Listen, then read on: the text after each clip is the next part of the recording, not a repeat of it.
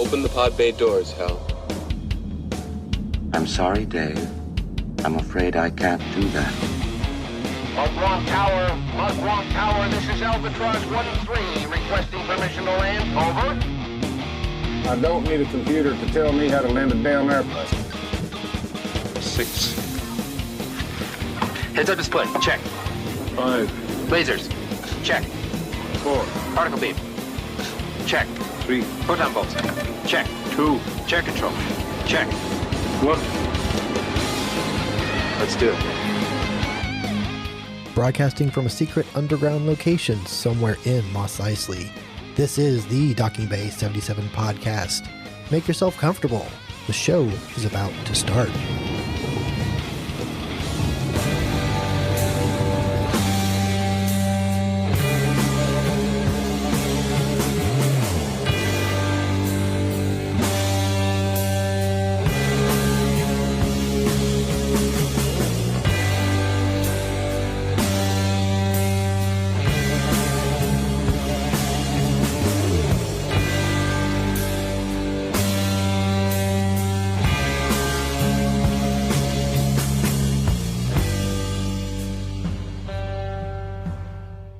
Trick or treat, smell my feet, give me something good to... Oh, wait a minute. That's something completely different.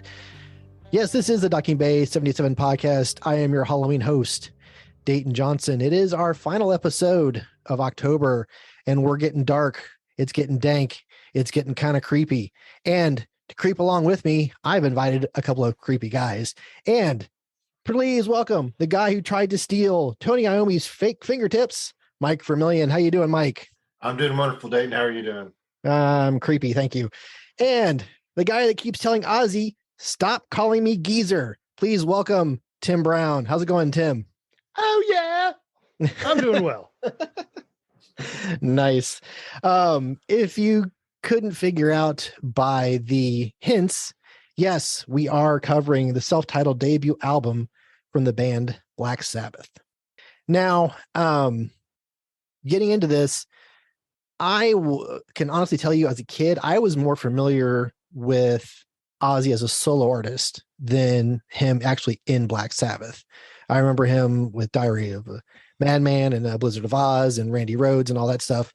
So I was only moderately familiar with Sabbath in the 70s. How about you, Mike? I found them around 1983. Okay. And I remember thinking, what is this evil devil music? I mean, it was some ominous stuff. And this album, you know, the first track it opens up with, you're just like, wow, this is really some dark stuff. And as a 13-year-old, it kind of took me back a little bit. I was a little bit like intimidated by the music, but I still couldn't walk away from it. Right. So right. That's my first experience with Ozzy Osbourne. All right. All right. How about you, Tim? I mean, that's the demonic influence. It's just sucking you in, right? Now, I was a little more similar to you, Dayton. You know, my circle, we knew Ozzy more as a solo artist, you know, because we were teenagers in the early mid 80s. And, you know, Sabbath had been around 10, 12, 15 years before that. So Black Sabbath was already kind of an older band for me. And being more of that kind of early stoner psychedelic rock, that was not my social circle, and so I kind of tended to shy away from that music for a long time. Black Sabbath, Deep Purple, some of that stuff, because I wasn't a stoner. I was into the more, I guess you'd say, glam metal at the time, right? But I did go back and started getting into the Sabbath afterwards. Yeah. See, since I started my vinyl collection a few years ago, I've been going back and buying the stuff I missed the first time around. I know Mike and I discussed my Pink Floyd acquisitions, and which led to our Animals episode. With this, I've gone back. Obviously, I bought Sabbath's debut album and Mob Rules and Masters of Reality, Heaven and Hell. So I'm trying to go back and fill those voids of the things I missed the first time around. So I do find it funny that they are given the credit for starting heavy metal. even though both Ozzy and Tony Iommi hate that title. They don't even know what heavy metal is. So I do find that amusing. If you want a great history on Black Sabbath as well as Ozzy, check out the episode that Surely You Can't Be Serious podcast did on No More Tears. They do a great history on both Ozzy and Black Sabbath. So we're not going to do that. I am going to give you some album info on this particular record, and then we'll get into the discussion track by track. It was released on February 13th, 1970 by Vertigo Records in the United Kingdom, and then by Warner Brothers, it was released on June 1st, 1970. The album is widely regarded as the first heavy metal album, and the opening track, Black Sabbath, has been referred to as the first doom metal song. Recorded in one 12-hour session on October 16th, 1969 at Regent Sound in London, they played live in the studio while Ozzy did his vocals in his own booth. Aside from the sound effects on the opening title track and the double track solos on NIB and Sleeping Village, there were no overdubs. Upon release, the album reached number 8 in the UK and number 23 on the US Billboard 200. The album Black Sabbath is included in Robert Dimery's 2005 musical reference book, 1001 Albums You Must Hear Before You Die. At the beginning of the recording, Tony Iommi began the session with a white Fender Stratocaster, his guitar of choice at the time, but a malfunctioning pickup forced him to finish the recording with a Gibson SG, a guitar he had recently purchased as a backup, but never really played. The SG was a right-handed model, which the left-handed Iommi played upside down. Soon after recording the album, he met a right-handed guitarist who was playing a left-handed SG upside down, and the two agreed to swap their guitars. This is the SG that Tony Iommi modified and later let go and is now currently hanging up at a Hard Rock Cafe.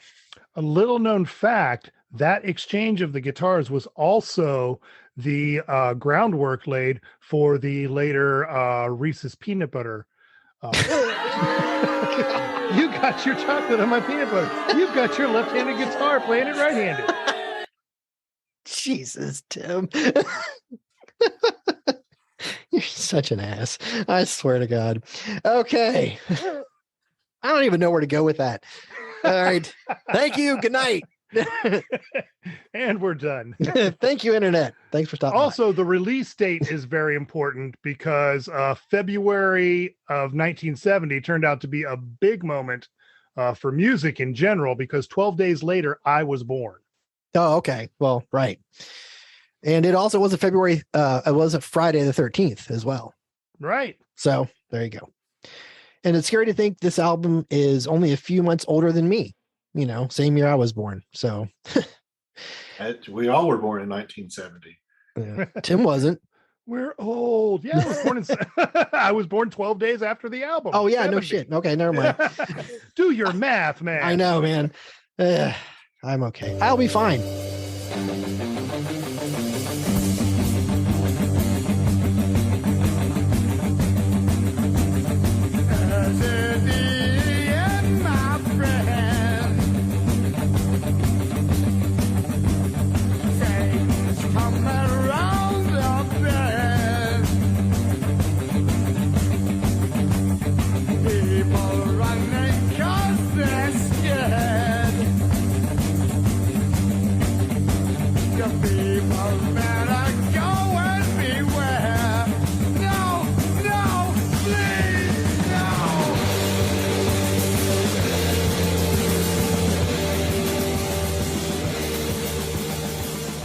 Okay, so we're going to go track by track and list off our favorites as we go. So the title track, Black Sabbath. Tim, thoughts on this one? I mean, what hasn't already been said in other media about the song? It's really a great track. You know, you've got the Diabolus or what they call the Devil's Triad in there that just has that iconic feel to it.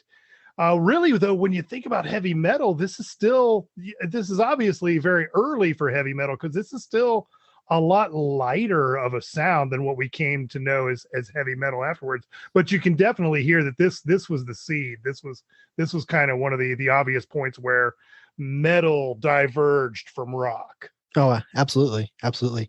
It's one of those songs that every time I listen to it, I can actually picture it being the soundtrack of a horror film. You know, it has that really, as you know, Mike mentioned earlier, the music is very ominous and definitely comes across in this song. So, Mike, what do you think of the title track? It starts the album off appropriately. Yeah, it sets the tone. that's very true. Very true. Yeah. With I like, the storm sounds and the distant bell, and that's a really nice touch. I like, especially once towards the last third of the song where the tempo kind of picks up and the picking picks up, and it's really cool. It's a solid song. I wish we got more of the up tempo, but it's still really good. And Iommi's solo on this track is really, really cool. Yeah, it is very strong. It's one of my favorites on the record. Yeah, So, I'll agree with that. I feel like, we mentioned that this was kind of where metal kind of diverged from rock. It definitely tries, in my mind anyway, it feels like they're trying to create more of a mood than they are a song. They're not going for a catchy chorus to get on pop radio. They're trying to set up this stage, set up this mood, set up this atmosphere. Well, they were inspired by horror films. People were like to be scared, so let's write music that scares people. And I think they did a really good job doing that. Absolutely, yeah. And there's lots of bands that followed that later. So yeah. I think it's kind of interesting that what they did hadn't been done yet. Right. And what the hell were they thinking? Because, how is this album going to be marketable when you're going off of this horror vibe? And of course, you've got a bunch of Catholic boys singing about the devil. And yeah, it's just some crazy stuff going on. But like Tim said, they started the heavy metal thing, which I know the band hates that. And to go back to that reference, the heavy metals are the most poisonous of the metals. Yes, they are. Your lead and your mercury and stuff like that. So I think that was where that term might have came from. It was the poisonous metallic version of music. Right. I know there's a reference from Steppenwolf a few years prior to this in one of their songs, and nobody really knows officially where the term came from. Well, I think Steppenwolf, a writer talking about Steppenwolf, was the first person who kind of coined the term, and he talked about this heavy metal laden sound. Right. All right. Let's move on. The next track, yet another UK band writing a song about Gandalf from Lord of the Rings, The Wizard. I gotta admit, I've heard the song before, but listening to it through this time, specifically for this, I really like the harmonica in this. And I never thought I would ever say, hey, harmonica and heavy metal sounds great, but it really, it adds to the feel of the song. And it's a great tune, great track, great riff. And Bill Ward is just jamming on the drums the whole song. And that's why it's actually my favorite track on the album.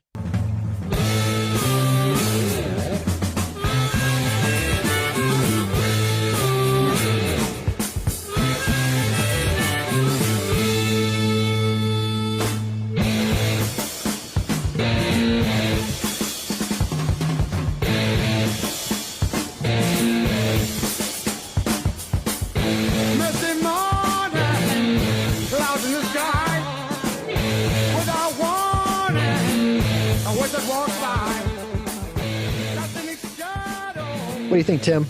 I agree with that. It's probably, if it's not my favorite, it's my second favorite, depending on the day and my mood. But I really, I was thinking about the harmonica. It was funny that you mentioned it because I had that in my notes that, when we think about metal now, you think about the heavy guitars and these thundering drums and these deep booming instruments. And here at the dawn of heavy metal, we said, let's grab a harmonica. Let's throw that on there. That'll be good. And I can totally see why Ozzy and Iommi don't really like that term heavy metal, because they were just doing whatever they thought was going to fit the tone of what they were trying to write. Right. And I dig it. I dig it a lot. Yeah. What about you, Mike?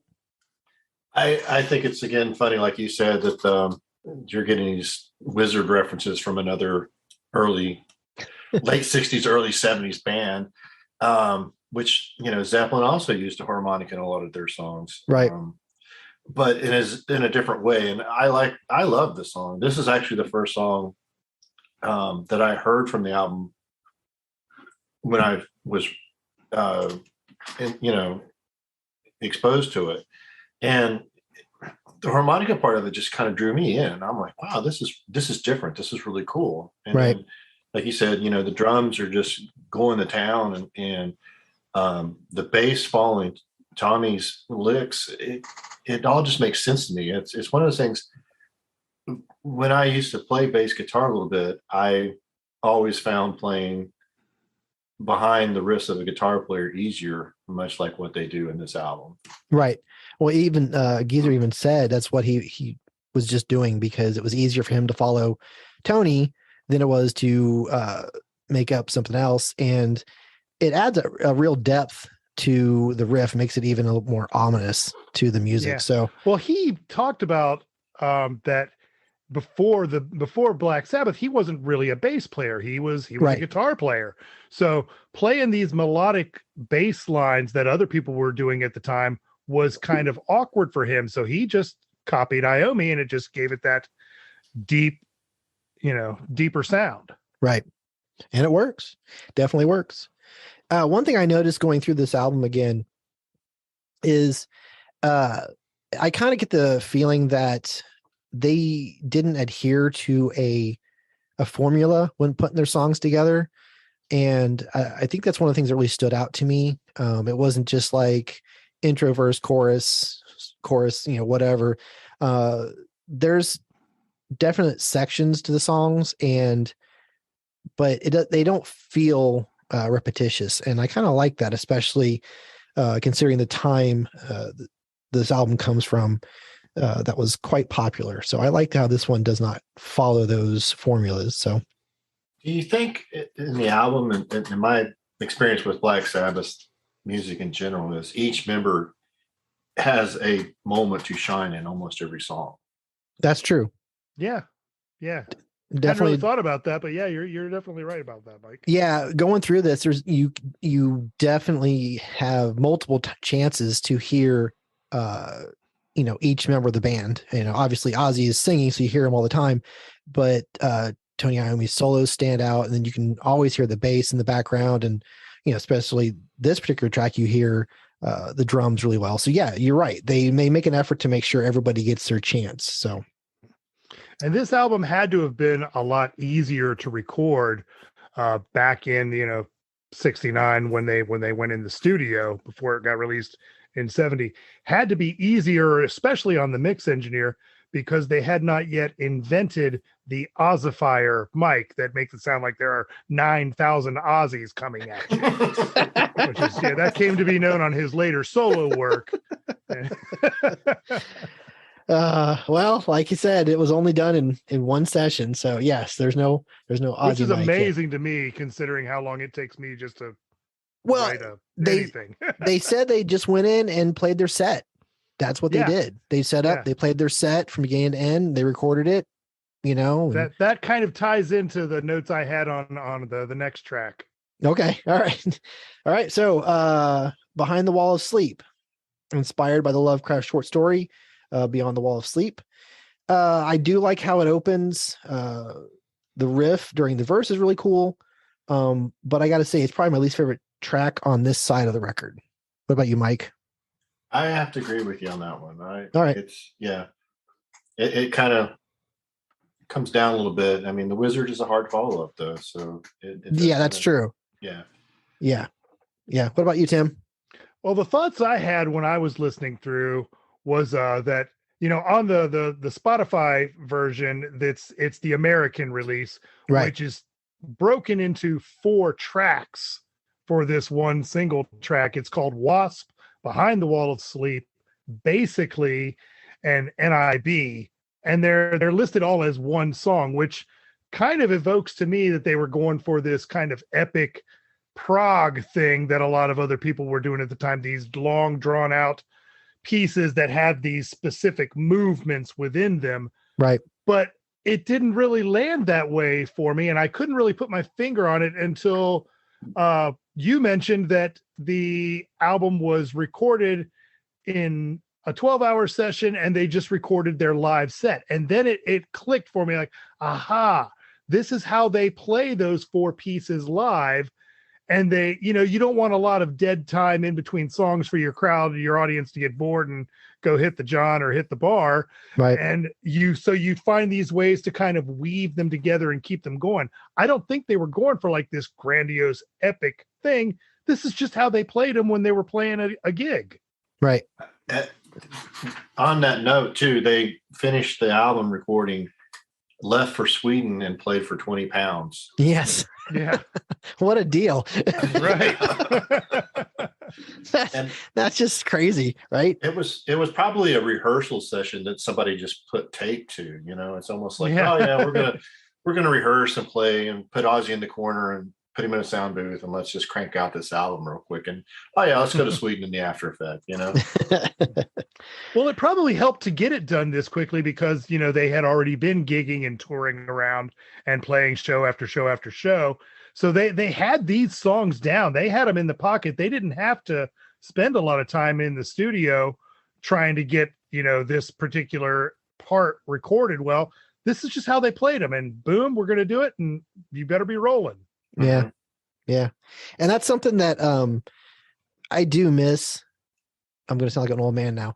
Back in the 60s and 70s and even the early 80s, bands would tour, before they ever recorded a record, and they would have these 10, 15 songs that they've been playing and gotten tight on, and then you go in and record, and it would only take, a couple of weeks, and, they go back out on the road while the mastering or whatever is being done.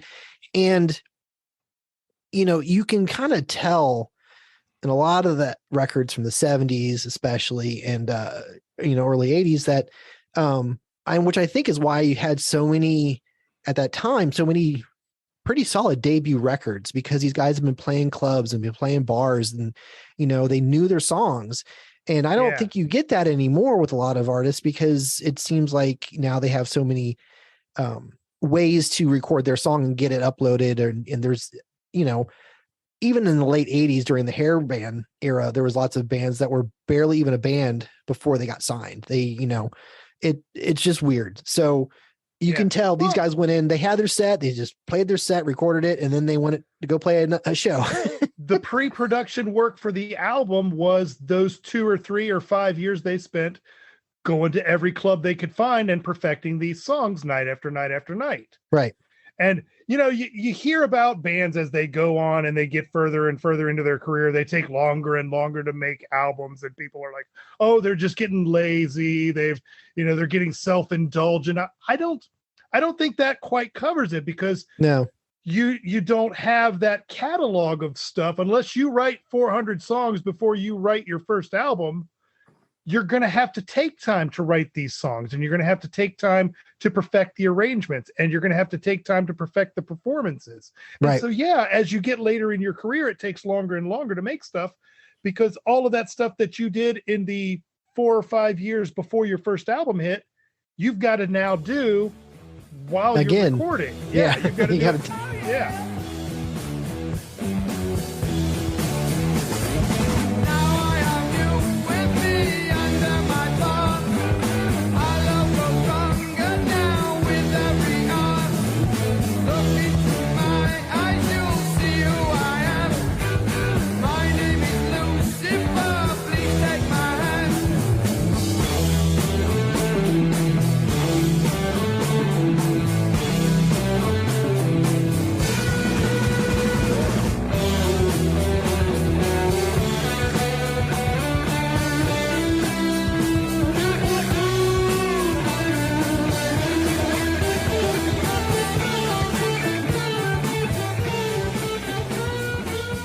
All right.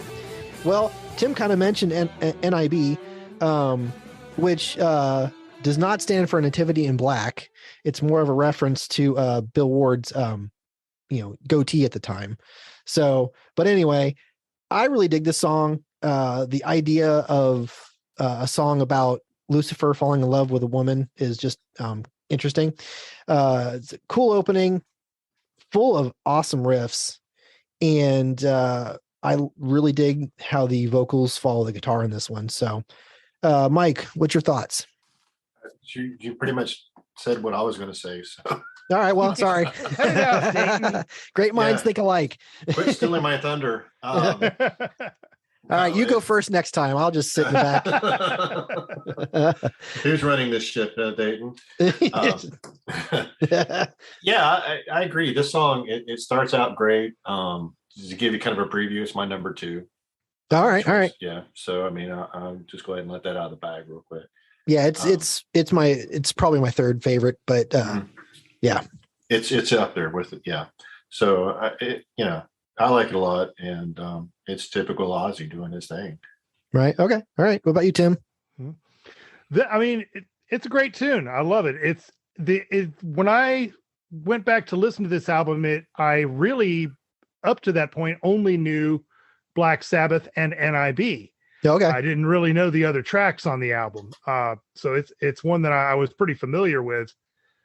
Humorously, in my mind at least, this song shows up in a video I found at an uncle's house many years ago. And this was one of the points when I realized that I was very different from a lot of the other people I was related to. Because, I loved this kind of stuff, and I loved Van Halen, and I loved Rush, and I liked even the popular bands like Night Ranger and stuff. But I was going through an uncle's case of movies. I was staying at their house for a while, and I was just trying to find something to watch and something to throw in the VCR, and I saw something and it said heavy metal on the side, and I looked a little closer and it said the music of the devil. Come on.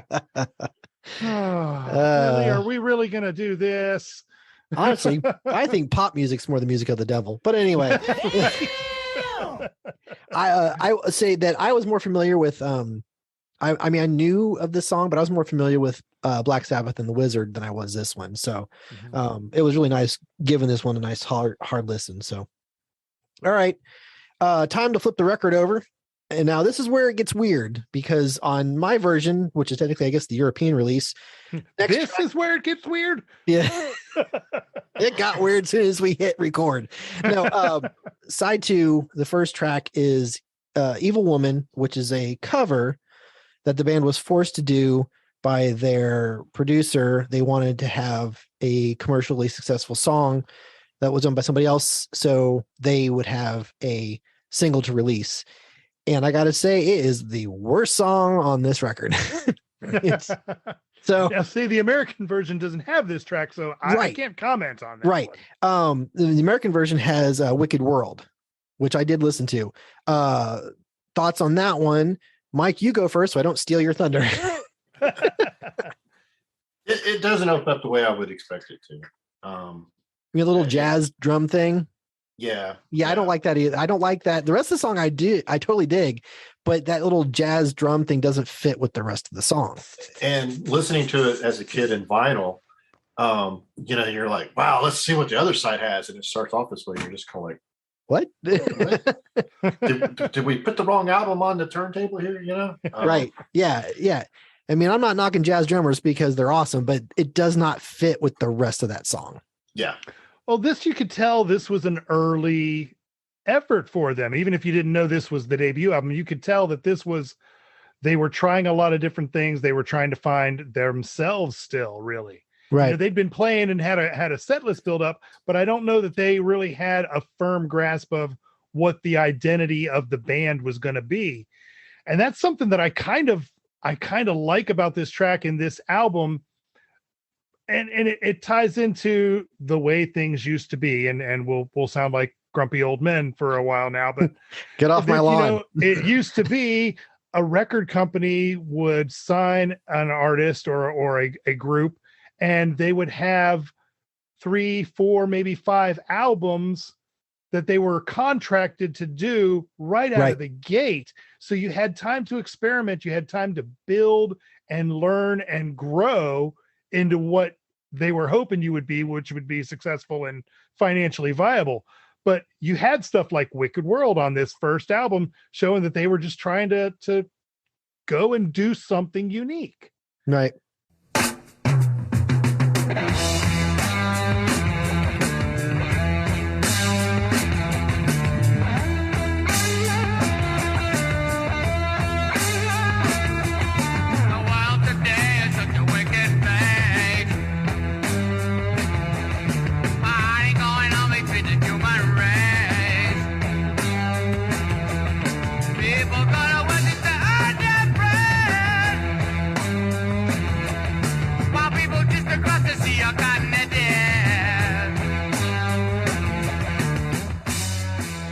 All right, so the next track is Sleeping Village, but that's not, let's see, on the American release, it is a bit of finger, Sleeping Village, and Warning. Now, on my version, it's Sleeping Village, and Warning is a separate track. So, whatever. Anyway, let's discuss Sleeping Village. I'm sure a bit of finger is just that intro. There's just a guitar picking in the intro, and then you get into the actual song. Yeah. So, Sleeping Village, Tim, what do you think? This is probably not my favorite song on the album. It kind of just meanders around and goes on and on. I like Warning a lot better than I like Sleeping Village, I think. Okay, that's funny because I'm the exact opposite. Mike, what are you thinking about Sleeping Village? I'm going to break the tie, I guess, and go with Tim. All right. It kind of meandered a little bit, in my opinion, and Warning opened it back up again. And the album on the American side finishes strongly. All right. Well, Warning there's sections of that song that are really cool, but it's 10 minutes long, and it to me, it felt 10 minutes long. So, like I said, there's sections of it that are really awesome. There's some really great guitar licks in there. There's some really good sections, but to me, it almost could have just been 5 minutes and been really good. But yeah, because with Sleeping Village, I think the riff is cool. There's a good solo in there, and I like the mood.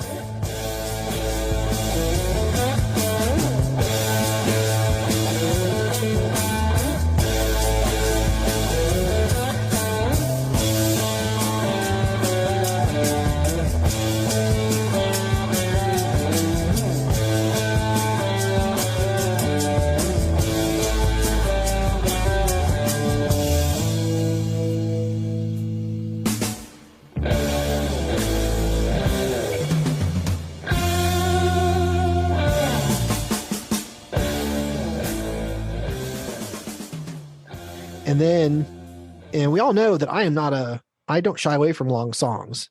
Dream Theater, come on now. And Warning to me just felt too long. So, oh well. But not to say it's not like I said, it's half of a really good song, I guess is the best way to put it. Yeah, I don't think either one of them are really bad. I tend to prefer Warning over Sleeping Village. If I'm going to put a skip on this album, I think it's probably going to be Wicked World. All right. See, I would rather, because with that one, like I said, the beginning throws me, but then you get into the song, and the song's pretty solid. And so let's just go ahead and leap to our thoughts on the record as a whole. Does anybody else feel like side A is really good and side B is not? Ding, ding, ding. Yeah. I think side A is definitely the stronger work. They led off with the good stuff. Side B, I think, is where they're showing that they're still a new band. They're still growing. They're trying to find their footing and find their sound and their identity. And it kind of, some stuff works and some stuff doesn't on the second side. But I think it's great that was done in an era when you could have some stuff that wasn't as spectacular as whatever your hit single was going to be. Right. You had time to perfect your craft. Yeah, that's true. And it's funny because going back through and looking at the singles and stuff like that, it was the funny thing, Evil Woman and Wicked World were the singles. And I'm like, which I knew was, which makes sense because, like I said, the producer wanted a commercial song on there. But in my mind, man, those were not the right choices. But yeah, So, if you're going to go back and you're going to put together a Black Sabbath greatest hits collection, are you picking either of those songs from this album? No, you're not. You're picking either NIB or Black Sabbath.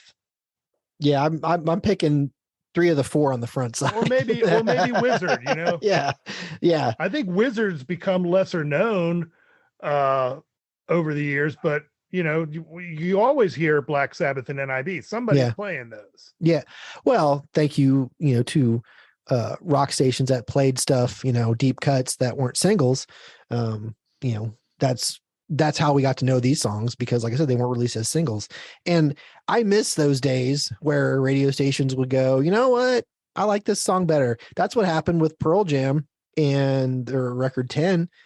They did not release Black as a single, but radio stations started playing it because it was so good. I love that. And that's the only reason I know NIB and Wizard and Black Sabbath, because, DJ said, no, we're playing those songs. So side A is better than side B. And I almost kind of wish they would have spread out, maybe finish with NIBs, finish stronger.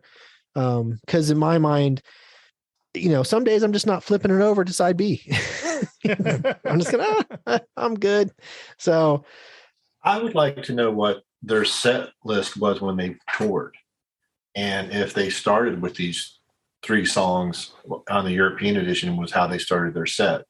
And then maybe they finished the set with, something like. That's an interesting question. Did they lead off the show with Black Sabbath or was that somewhere in the middle of the set? Right. Yeah. Exactly. What was the mix when they played these songs live on tour and what was the reception? And maybe that was the logic behind it is, we're just going to throw our good shit out there first. Yeah. Yeah. Which, there's some logic to that. I get that. But in the same way, if you're going to try and get somebody to listen to the whole thing, you got to put something on side B. You got to put something to make me flip it over. And because after going through this multiple times, I got to be honest, side B is not going to get a lot of love from me. So, anyway, there are moments. There's some very good moments on side 2, but yes, I think overall, if I'm picking which half of the LP is stronger, it's definitely the front half. Yeah. Any final words to sum up this album before we give it a rating? This song or album, like I said, scared me in my youth. I remember, which is exactly what they were trying to do. yeah. I was like, what is this devil stuff? But it is so different from what was going on. And I think it was more of a grittier blue collar. Oh, absolutely. Yeah. Well, because Tony Iommi worked in a sheet metal factory. That's how he lost his fingertips. Right. So yeah, they're all working class guys that had no money. It's straight out of, it looks like downtown Detroit. Right. So yeah. Well, and totally. a lot of people at the time noted that Birmingham was a very industrial oriented city. That's what the economy of the city was based around, and it's reflected in the music. There's this kind of drudgery, kind of smoky, a lot of pollution in the atmosphere, kind of a down, I don't know if I want to say depressed or just there was definitely a darkness to it, and it's reflected in the music. Their environment is here. Right. Absolutely. Yep. I agree with Tim 100% on that. I was looking in the sky when the sun turned all a blur and the thunderclouds drove by. The sea began to shiver and the wind began to moan. It must have been a sign for me to leave you well alone. I was born without you, baby, but my feelings were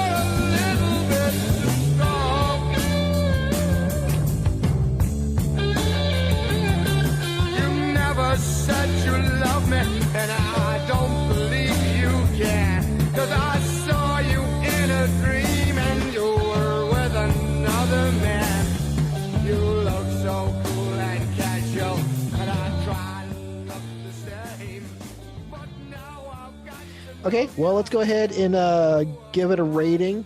Your options are Never Again, stream it, buy it used, buy it new, or vinyl worthy. Now, I'm going to preface my answer by saying, as I said before, I do own a copy of it on vinyl because, like I said, going back and buying up my youth because, second childhood, whatever you want to say.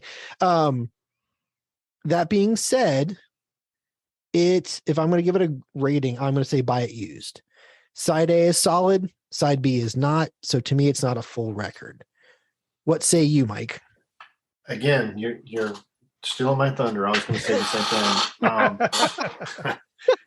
If you're thumbing through the used section at vinyl or in a CD section, and you come across this album, it's worth $6. I don't know if I would spend whatever the new vinyl version is going for. But yeah, it's definitely buy used, and it's okay to listen to the one side, like you said, occasionally when you're really wanting that dark, ominous, smog infested industrial city vibe going on. All right, Tim, how about you? Well, I was torn between buy it used and buy it new. I don't think it's vinyl worthy. I think a lot of stuff that Black Sabbath did later on might fall under that heading. Yep. But this first album, it just wasn't there yet. So I think I'm going to be a joiner and make it a three-way tie for buy it used. All right. That's fair. Whether they've been together for a while or not, obviously, I'm kind of curious if they had other material that they just didn't record for this one. I'm kind of curious as to what that might have been like and had it made it a stronger record. But yeah, I mean, I think it's worth having in your collection because of what it meant to the future of music. Nice dark and dank album to finish off October with. So, and obviously industrial and smoky and pollution filled too. So spooky. Sorry, I don't want to give Mike nightmares. No, from his youth. You're giving me cool ghoul vibes. There you go. Groovy ghoulies. All right. Well, gentlemen, thank you as always. It's always a pleasure to discuss music with you guys. So thank you, Mike. No problem. Thank you for having me. And thank you, Tim. Always a pleasure. I'll talk music 24/7 if you let me. Yes, we all know, Tim. We know. No, I'm kidding. That's why you have me on, right? That's right. I love it. Make sure to stop by next week. Robert and Amber will be back again.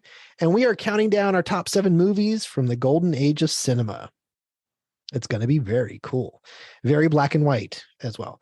And thank you, listeners, for stopping by to listen to what we have to say about this particular record and all the other topics we come in contact with. It's a lot of fun. And without you, it'd just be a bunch of people having a Zoom call, which is kind of weird.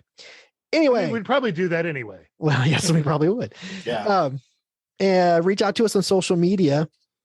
You can find us on Twitter at DockingBase77Pod. You can find us on Facebook at DockingBase77Podcast and email DockingBase77Podcast@gmail.com. You can also find us on Patreon for as little as $1 a month. You can help support the podcast and offset the cost to put these together. Do yourself a favor, listen to more music. And remember, physical media is better than streaming. The Docking Bay 77 podcast is produced and edited by Dayton Johnson, recorded with Rode Pod mics, the Zoom PodTrack P4, and edited on Audacity. Opening music provided by Eric Jason Brock. You can find him on YouTube and Bandcamp. Thank you for listening.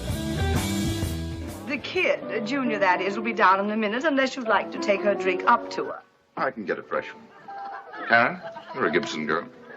The general atmosphere is very Macbethish. What has or is about to happen? What is he talking about? Macbeth. We know you. We've seen you like this before. Is it over or is it just beginning?